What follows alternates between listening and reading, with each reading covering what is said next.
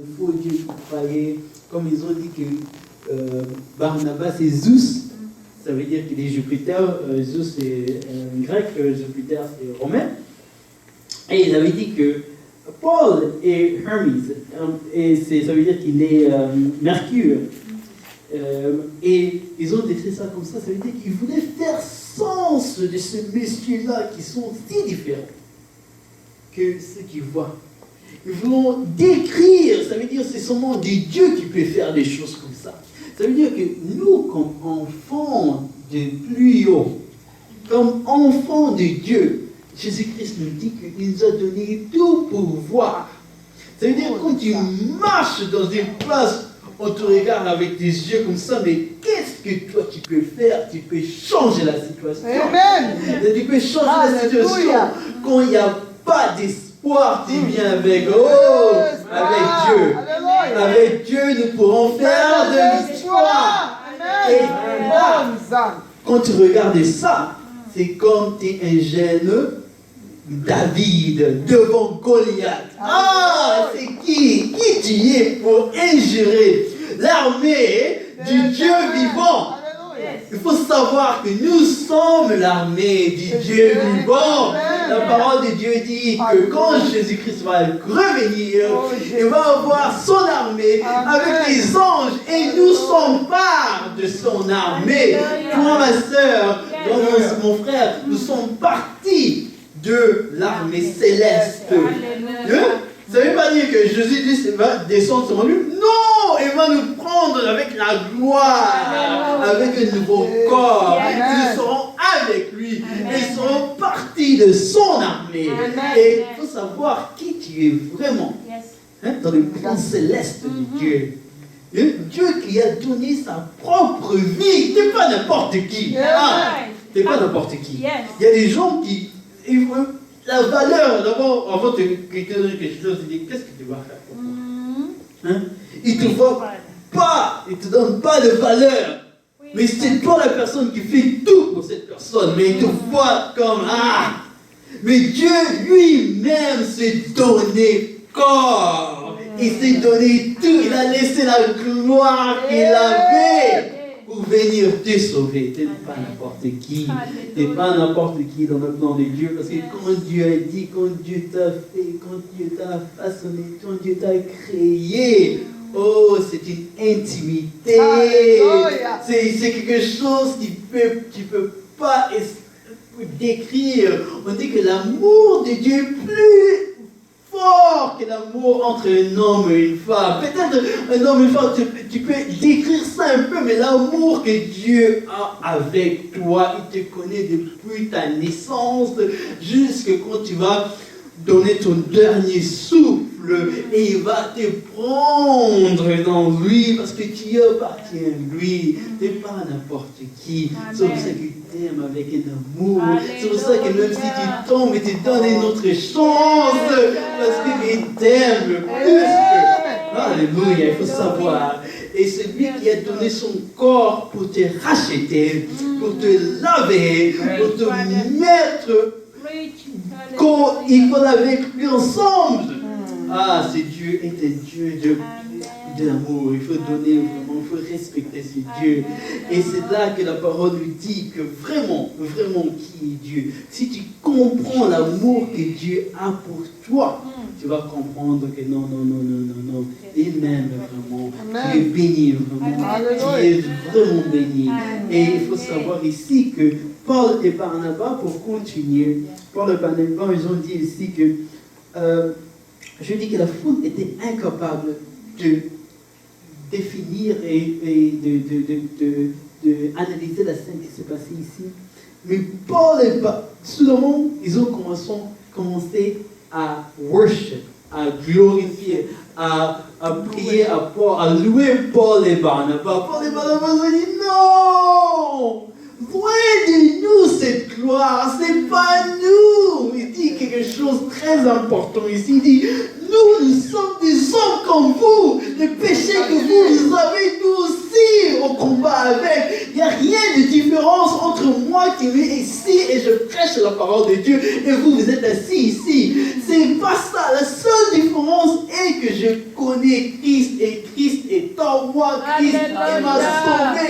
Christ est toujours fidèle. Christ est toujours avec moi.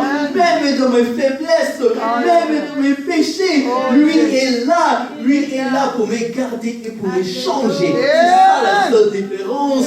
Il n'y a pas d'autre différence. Il dit au peuple ici, arrêtez, arrêtez, arrêtez, parce que nous ne sommes pas dignes d'être loués. C'est pas ça. C'est pas ça. Il faut reconnaître que c'est par la grâce que nous sommes sauvés. C'est par nos efforts. Paul a compris qu'il est pécheur. Celui qui tuait les gens, il voit sa propre méchanceté. Barnabas voit sa propre méchanceté. Et tous se regardent leur cœur et disent que non, non, non, non, non, non. C'est par la grâce que je peux prêcher.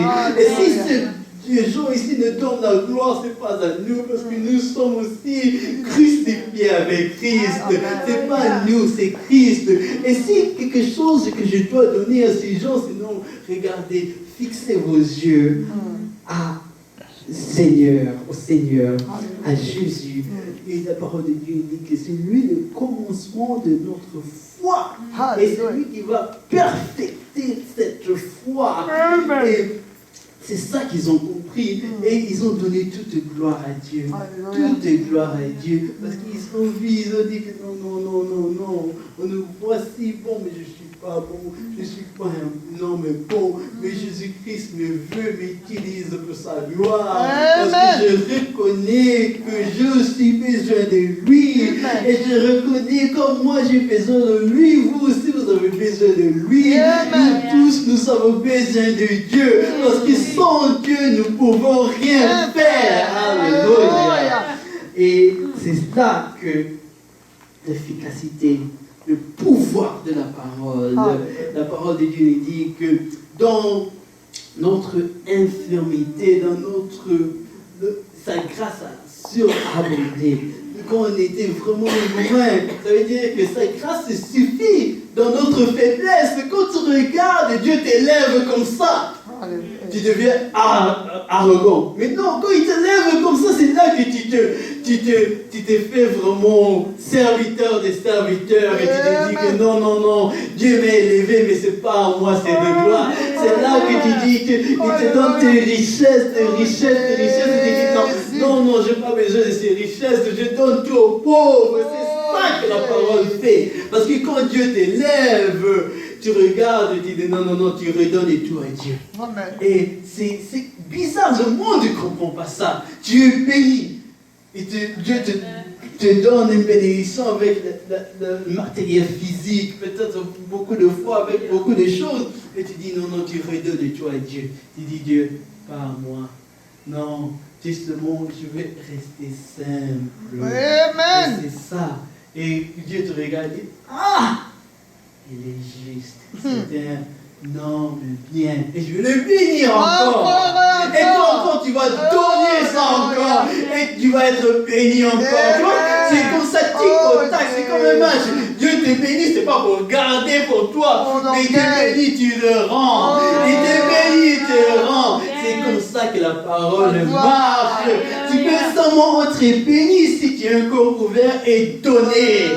Oh, alléluia. C'est pas que il te bénit, tu mets ça dans un chambre, coffre-fort là-bas. Non, c'est pas l'amour. Dieu te bénit, toi tu rends. Et il te bénit, toi tu rends. Et c'est là que ça marche. Parce que quand tu rends, il va te bénir de plus. Amen. Alléluia. Et ici, la parole de Dieu nous dit, pour conclure ici, il dit que, l'apôtre Paul nous dit ici, il dit que, quel Dieu est semblable. On dit, un verset Michée 7, 18 nous dit, quel Dieu est semblable à toi, qui pardonne l'iniquité, qui oublie le péché du reste de ton héritage, et ne garde pas sa colère à toujours, car il prend plaisir à la miséricorde. Depuis ce peuple ainsi, dans les ténèbres, la parole de Dieu nous dit, avait une grande lumière, et sur ceux qui étaient assis dans la région de l'ombre de la mort, la lumière est levée. Matthieu 4, 6, l'ombre de la mort. On dit ici dans Psaume 23, on dit que David marchait. Quand je marche dans l'ombre de la mort, mais il y avait un peuple, il y avait une nation, il y avait le monde qui était assis dans l'ombre de la mort. Il n'y avait pas de secours. Les Juifs eux-mêmes, grâce à Abraham, leur grand ancien grand-père, il a tracé un chemin.